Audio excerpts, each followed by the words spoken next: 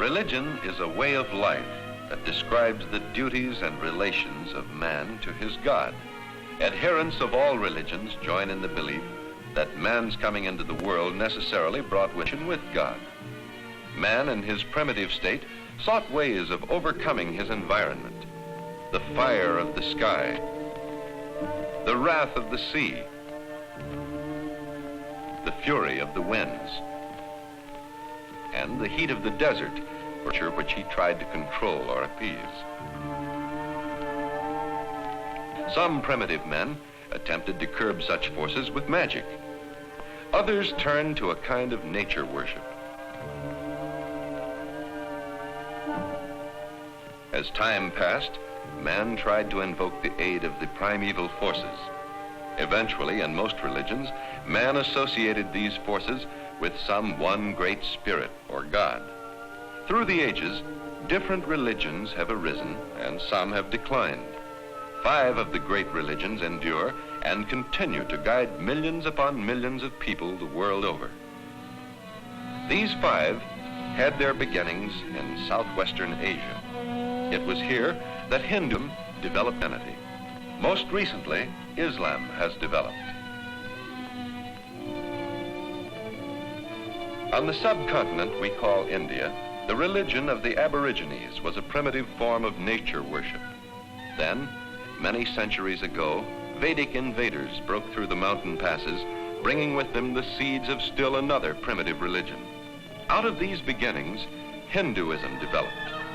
Vishnu, Shiva, and Brahma were the deities that eventually became most revered. Spiritual perfection for the Hindu became a state of mind rather than a place. It is often called nirvana. According to the Upanishads, a man may have to live many lives before he attains nirvana. This is known as the transmigration of souls, or reincarnation. The means of attaining nirvana are stated in the Bhagavad Gita. Hindus believe that animals are the outward forms of souls, just as man embodies a soul within himself. But only man can achieve nirvana.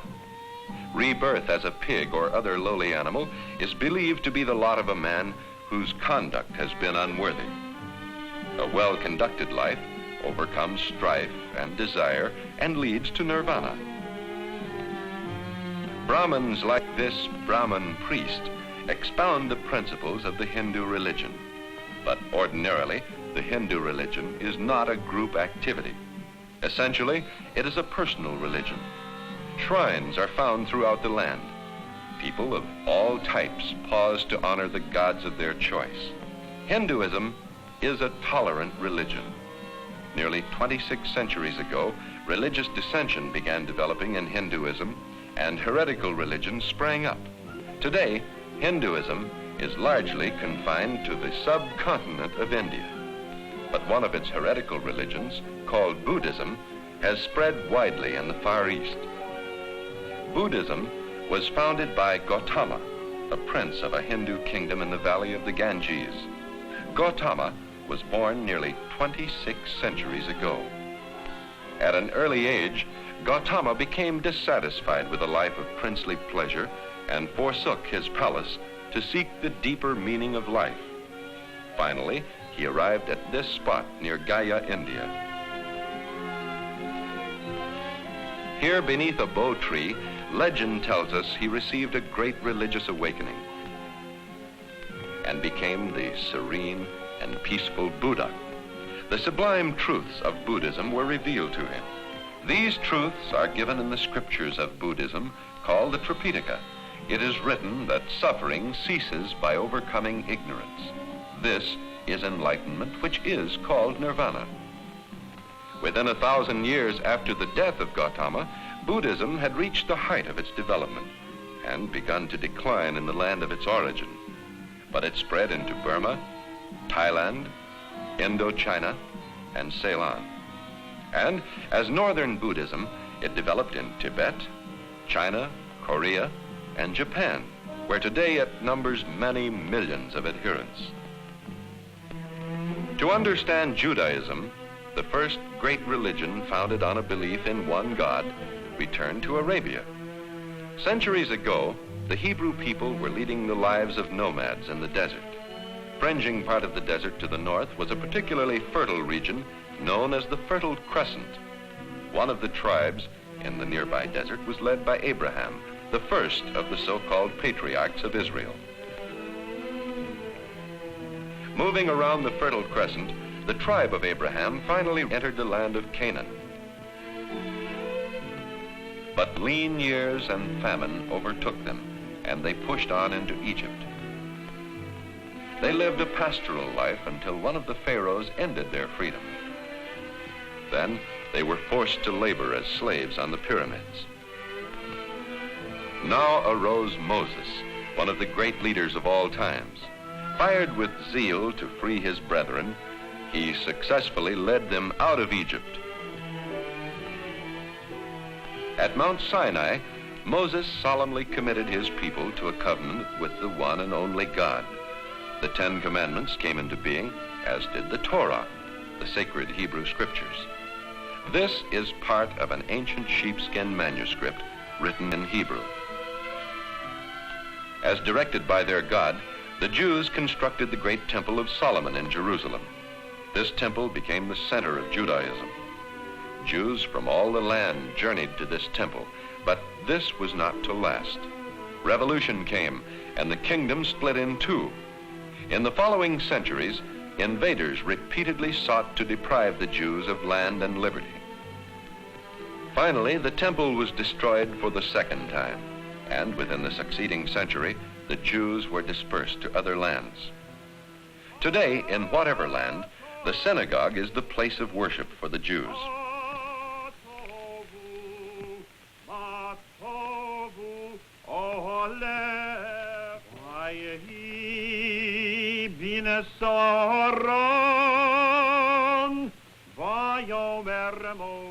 Within a holy ark in the synagogue rests the Torah.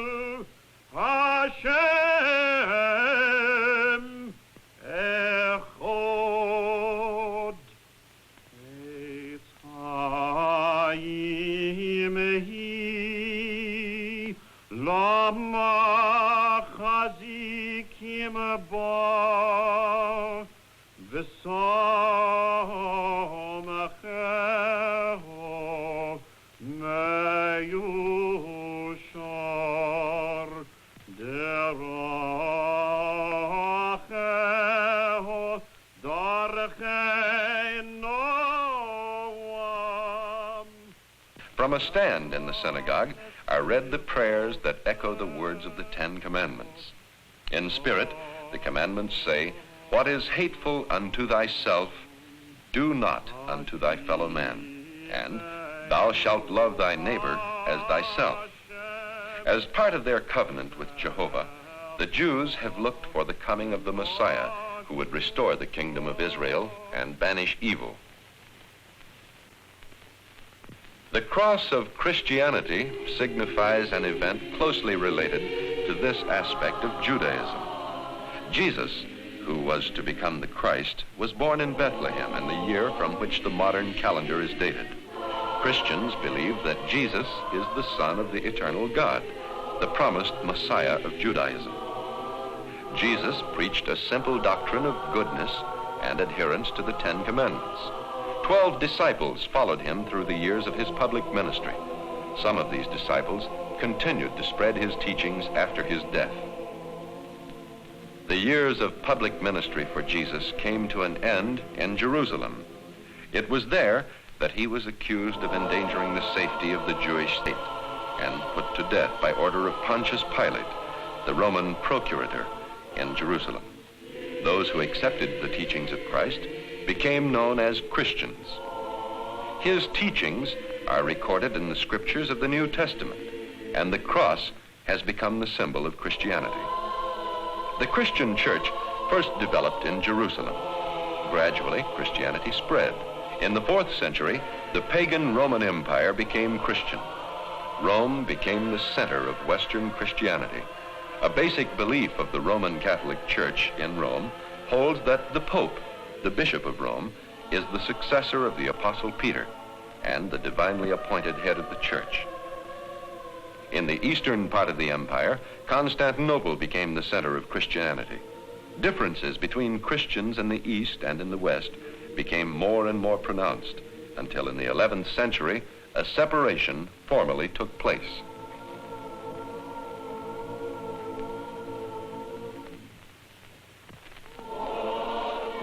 Within the Eastern Orthodox Catholic Church, Serbian, Greek, Russian, and other national churches developed. The rituals and doctrines of all Orthodox Catholic churches are in essence the same. Orthodox Christianity relies upon Holy Scripture and Holy Tradition. This is a part of the divine liturgy, the highest act of devotion of the Orthodox Church. In this solemn reliving of the life of the Lord, the Holy Eucharist is offered up by the priest as a sacrifice for the remission of sin.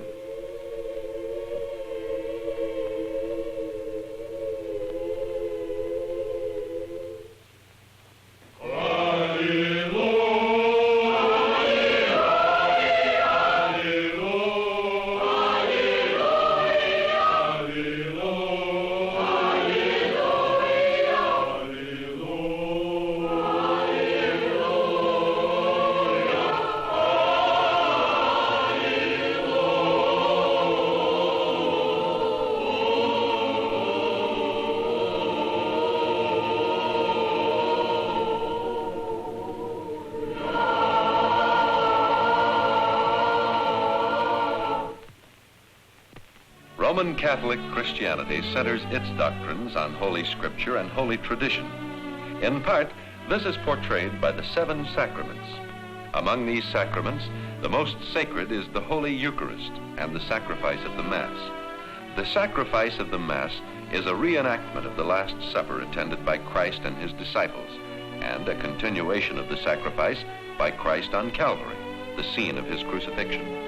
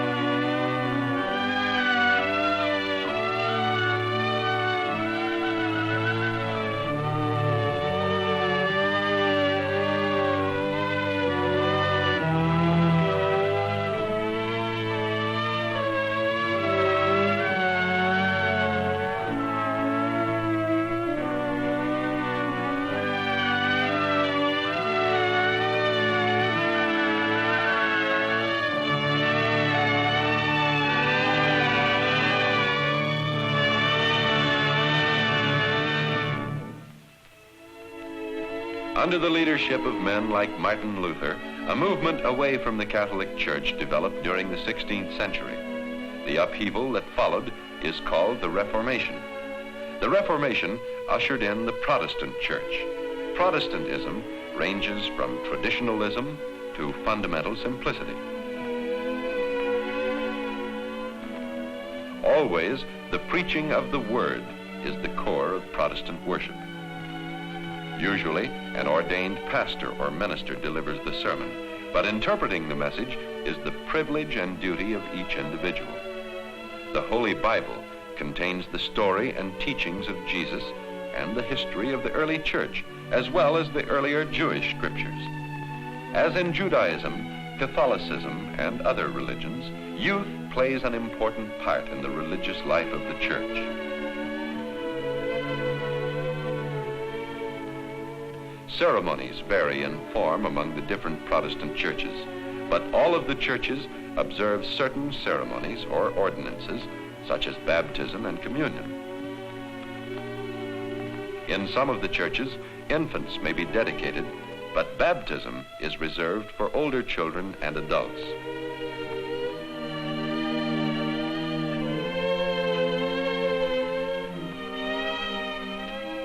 Christianity, in its different forms, has spread to many parts of the world, but only part of the world has become predominantly Christian.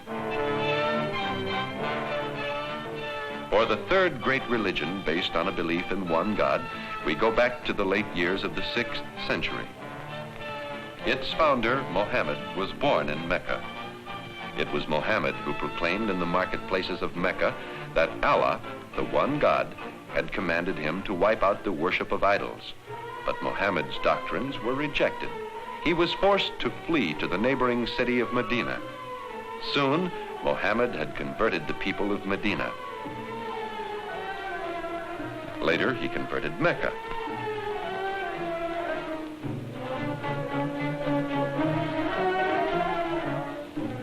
In the next century, the spread of Islam, the religion Mohammed advocated, was almost incredibly rapid. Islam teaches a social, political, economic, and religious way of life. The Quran is the sacred scripture of Islam that contains the revelations of Allah to Mohammed.